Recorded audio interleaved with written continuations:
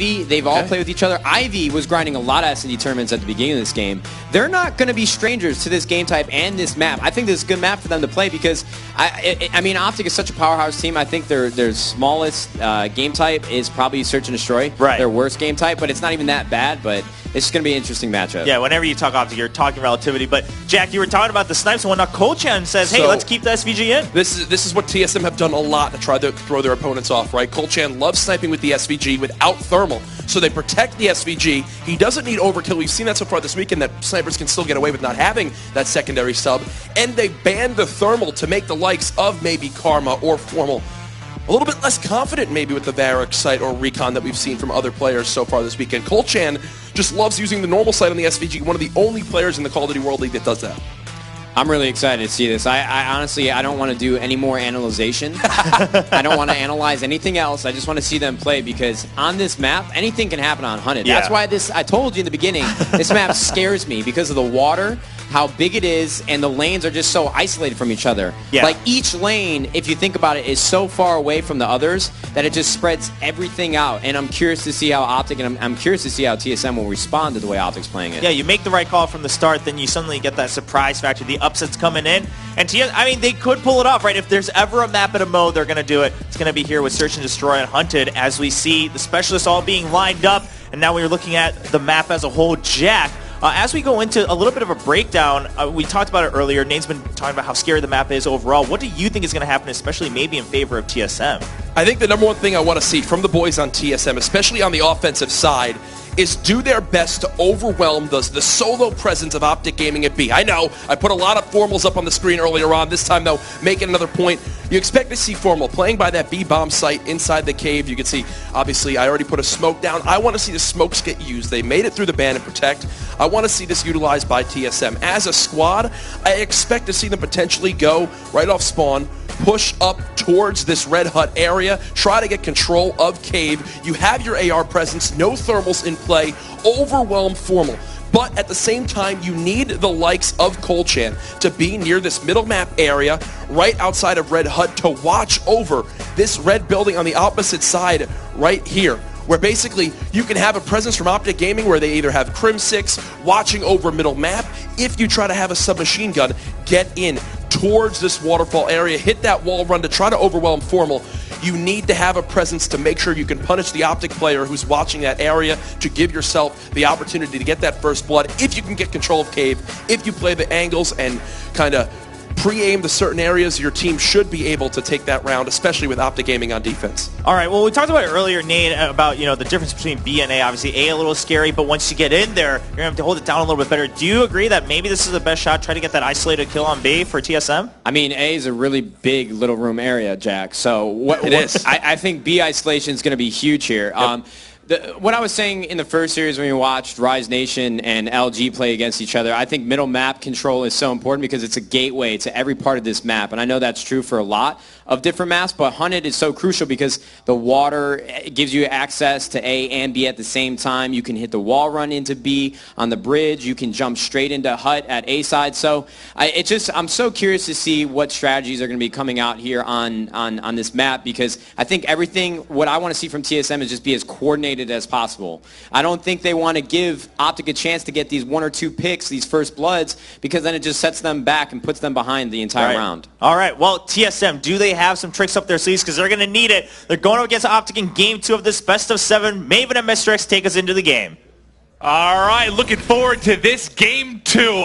S&D, I think, is where TSM's going to have to pick up some wins. Respawn's going to be so hard. The question, Matt, can they do it? And this TSM team got into the Call of Duty World League winning a Game 5 on Hunted S&D. We've seen them have good performances in the past on it. Obviously, that was with Proofy, and you see Karma there on your screen. Expect him to have another huge game for Optic Gaming as we can go right into round number 1 of Hunted Search and Destroy. We're going to start off with Kolchan. They talked about the ban of the thermal, the fact that he likes to use that default scope, and that is what he's going to go with off the rip.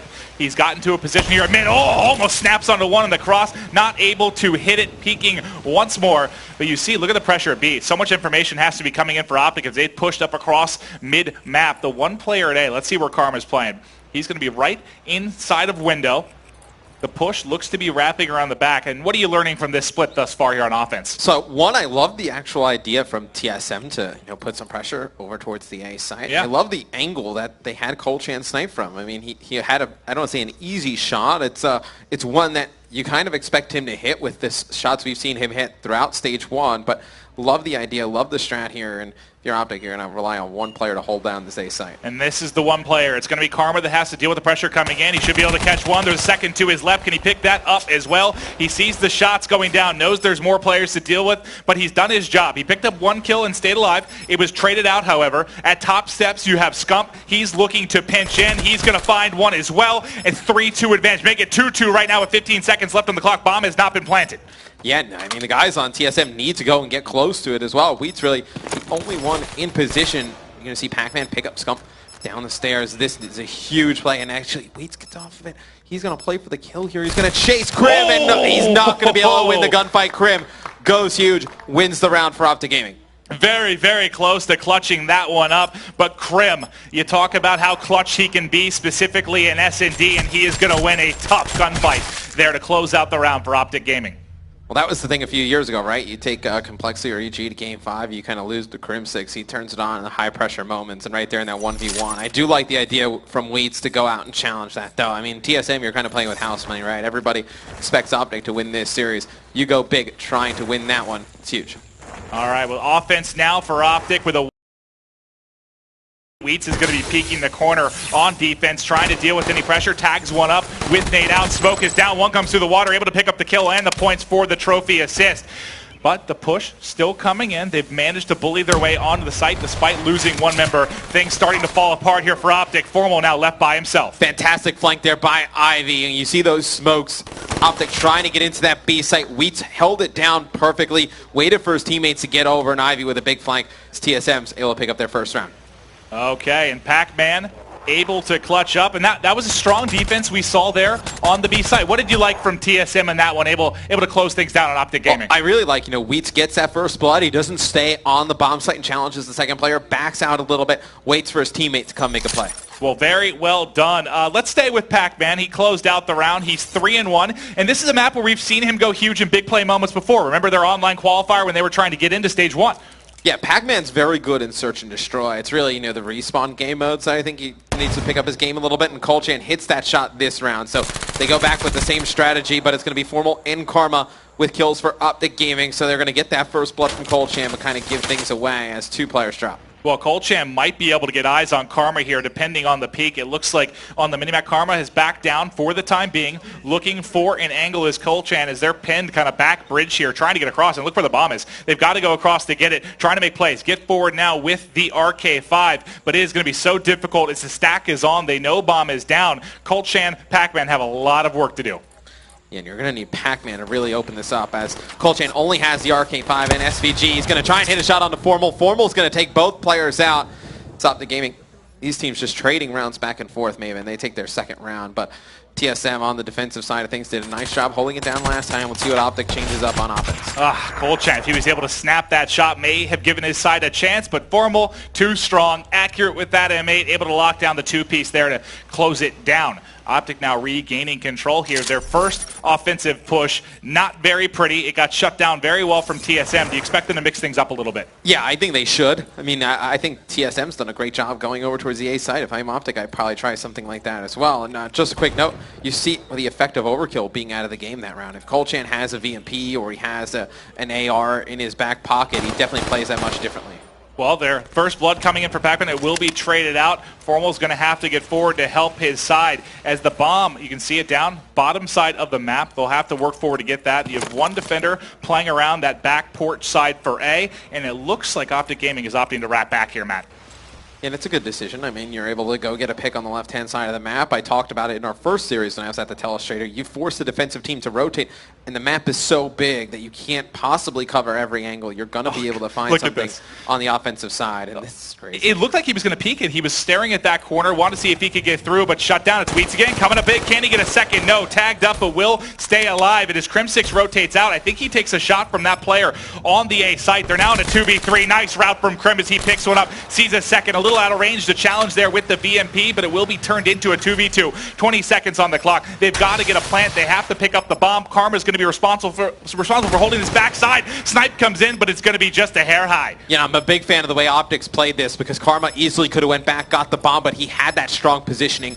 Let Crim know that he's going to be the one responsible for doing those duties, and Crim's going to get one. He's somehow still alive. Wheat's able to finish him off. For a second, I thought he was going to be at least hurt. Wheats took a really long time after heat waving him. Well, looks like he's pick that kill up. Looks like he's hunting for trophies. No, he's hunting for some lovin'. Taking his time here before he's going to get the defuse. The bags are out. Letting Optic Gaming know they're alive and well in this one. Oh, silence over there. Yeah. Little bit of disrespect from Wheats, but I like it. I want things to get a little bit chippy. Let's make ourselves a series here. I mean, kind of attack him in the mental game, right? Yeah. Well, you know Crim. I mean, he gets pretty heated whenever he loses anything. So the longer you make him think about that from Wheats, it's definitely going to hurt him even more. And you'll see the heat wave ends up closing it out. Able to pull the 180 I tell you what, clean up Crim. If he did not heat wave Crim was about to just jump over his head and shoot him in the back. A little bit of a ninja there. Jump behind, get the kill. But as things stand tied up 2-2, let's kick it right into round 5. Let's go on with Wheats. I think it was a 3 streak for him, 200 off of that dart. Let's see what he can do on offense. We know he's been very, very strong at holding B thus far. Yeah, and it looks like it's going to be a little bit of a different look from TSM this time. And I think when you have a sniper as good as Colchan, you have to put him in different positions, right? When you put your sniper in the same position time and time again, it's easy for the defensive team to isolate him out. So I like what TSM's doing on offense.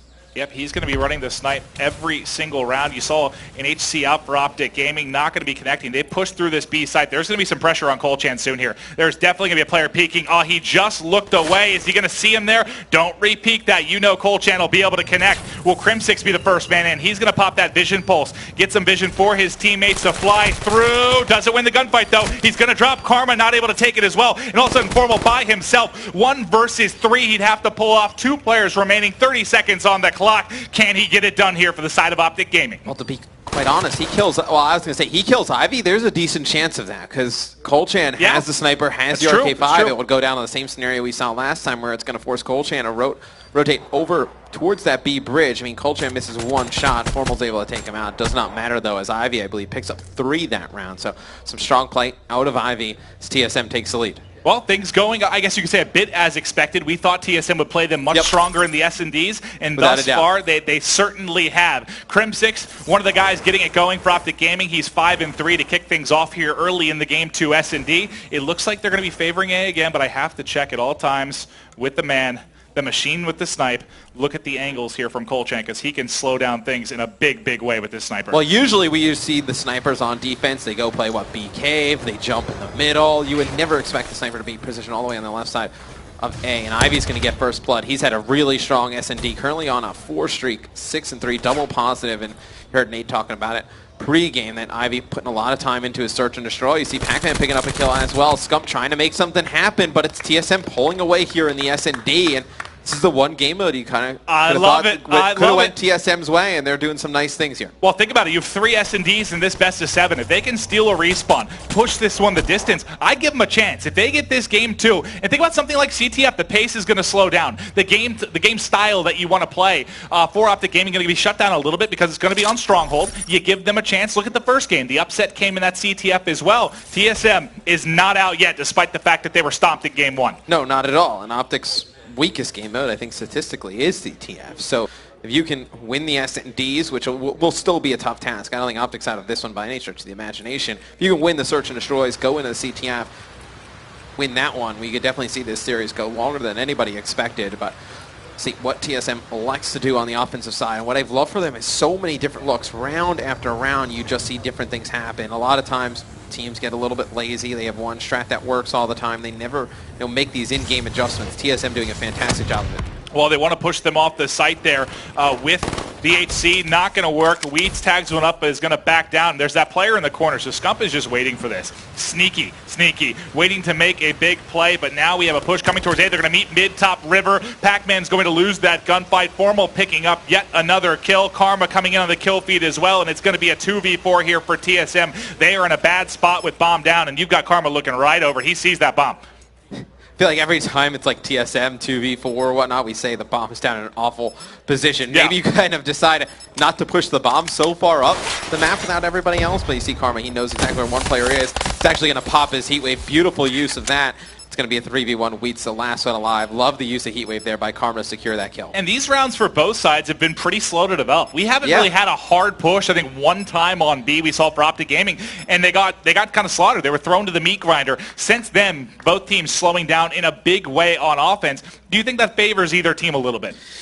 You know, I don't think it favors either team, but I will say that TSM, they're going to win these rounds, right? You're not going to try and force those gunfights straight up. The longer they draw those rounds out, it's going to force Optic to kind of figure out, like, okay, do we want to stack A? Do we want to stack B? And then those last few seconds, TSM picks right. They're going to have a man advantage on the site. They trade those out effectively. They probably win those rounds. So if you are going to say it favors one team or another, I would say it favors TSM a little bit. Okay, well, we're off the rip. Scump, you saw pop the overdrive, trying to get out front, but not going to be able to hit the jump and ledge boots. That's going to slow things down enough that I think this is going to be a very, very difficult gunfight for him. Wheats is waiting in the back, and he just hit it too slowly. You really have to hit that speed perfectly, right, to get in that position to catch the player off guard. Well, we saw a player yesterday not hit it correctly as well, and he still flew out onto the site, and he actually died during it. Colchan, a nice angle there in the water. Formal's ready for it, though. You see Crim flying through the middle. There's no reason to challenge that once you get first blood. I think you got to play it a little bit more passive, force the players on TSM to spread out. Yeah, that's that first kill. It's not a player you want to jump in. No, peak, right? Even right there, you don't want to challenge that with a SMG in the middle of the map. Pac-Man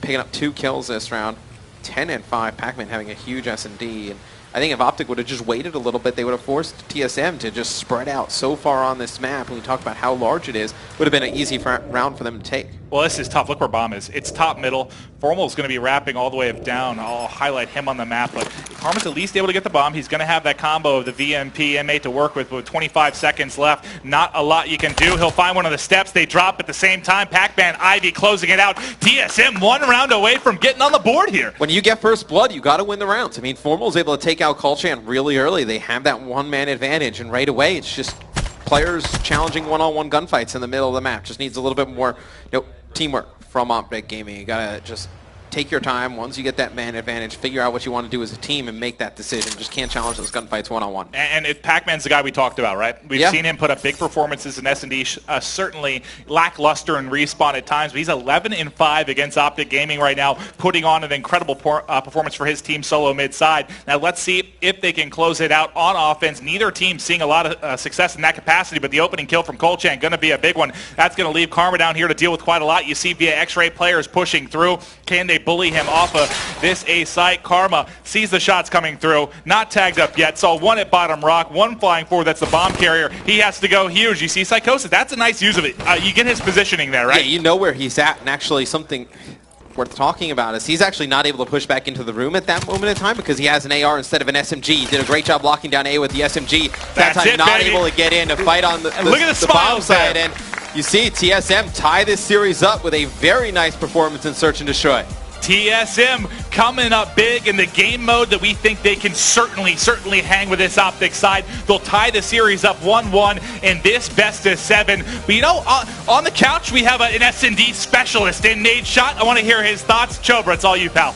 Yeah, well, let's. There's a couple key points here. One is Psychosis was used quite successfully. That should make you happy. Some really fun rounds overall. A little disrespect going on too, but TSM, they get the overall win. My man Pac-Man just went off on the main stage. I wish he didn't have the headset on right now because everyone always giving Pac-Man a hard time, but he just held it down versus Optic Gaming at one of the most important tournaments of the year and put up 12 kills. So he's the MVP for me that map. It happened exactly how I thought it would go down. TSM went really strong in the Search and Destroy, and now he's going to try to sneak away an uplink or a CTF. I think the most telling thing about this, TSM looked like a better teamwork-oriented team, right? They would push things together. They would trade efficiently. How many rounds do we see them get first blood and actually finish the round out, something that teams rarely do against Optic Gaming because typically it's Optic Gaming who have the better teamwork than them. They play baits and switches better. They just wind up swinging it back in their favor. TSM, we got ourselves a 1-1 series. Yeah, the thing that I noticed was that TSM was just so comfortable with the search and destroy. And that's the problem with pro teams right now in the way they practice, because search and destroy has really never worked out well in terms of scrimming and practicing, because when players go up against each other in these practice games, they don't really take it as serious as they should. Right. And so when I saw Ivy up against them, against Optic, I just knew that he's been practicing. He's been playing search and destroy. Pac-Man came out hot out of the gates. Just in general, TSM was the better team that map. Yeah, combining both of your points, right? The timings they had, the ways they use their specialists, right? Making sure that they can pick up that win with the heat wave, with the psychosis at the end. That last round, you could just tell that Carmen knew what was going on. He knew how to react, but it was just too well executed from TSM's side that they didn't leave an answer for Carmen to back out of there. Once again, Optic are no slouches in S&D, right? I think the silver lining here for Optic Gaming fans is, yes, you lose, but you lose early on in the series. Now you have 3 more respawns still left. So even if TSM takes, obviously, that Game 5, they take another S&D, there's still another hard point, a CTF, and an uplink all to be played. Optic Gaming respawns their best stuff. Sure, but then, the commentators made the point that you can flip that on its head and say TSM now it looks like maybe they only need to win one of those respawns and they feel confident in the SND. So this is overall a good morale booster for TSM. There's no doubt about that. They're feeling good after that match 2 or game 2. I feel like that win in Search and Destroy, that game 2 win, just changed the outlook on this entire series, because we were expecting a blowout. I think a lot of the fans were expecting a blowout. And now we actually have a series, because if one of these respawns goes to TSM, it could get very, very dangerous for Optic. And even me, I wasn't really expecting it, but now we're in a situation where we could very well see TSM put up a really good fight, maybe even take the series. Well, I got some more numbers for you guys, maybe just to dampen that a little bit. You got the statistics, I got baby. the stats coming in, Lay because it now we're going into Uplink, right?